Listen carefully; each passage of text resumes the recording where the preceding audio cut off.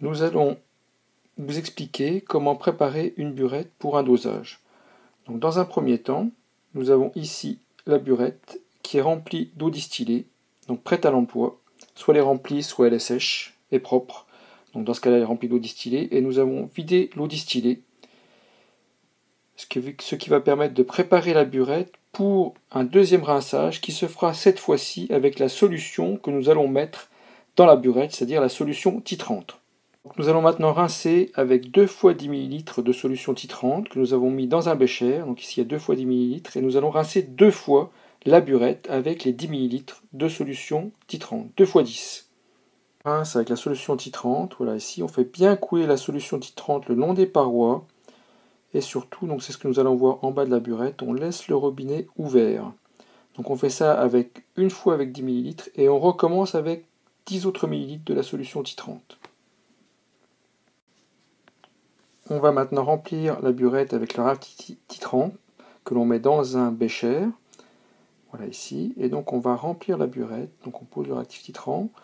On va verser le réactif titrant dans la burette avec le robinet toujours ouvert. Donc le robinet est ouvert, il y a un bécher en dessous pour réceptionner le réactif titrant. Et donc quand la burette commence à se remplir, on ferme le robinet. Ceci permet de ne pas avoir de bulle d'air, ou ce qu'on appelle aussi le volume mort, en dessous de la burette. Donc on continue à remplir maintenant jusqu'à atteindre le 0 et dépasser le 0.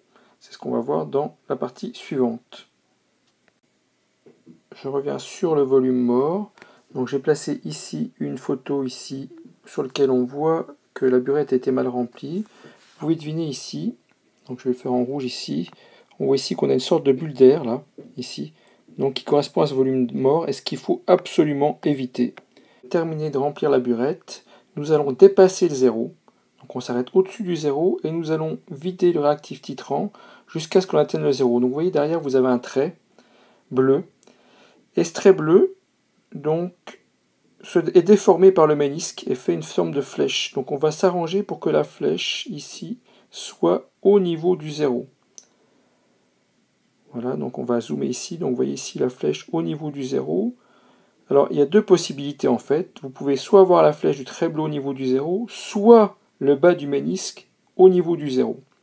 C'est l'un ou l'autre. Donc on choisit la référence et ensuite après, on va travailler toujours avec la même référence, c'est-à-dire qu'on mesurera le volume de la même façon que l'on a mesuré le 0. Je vais faire deux dessins.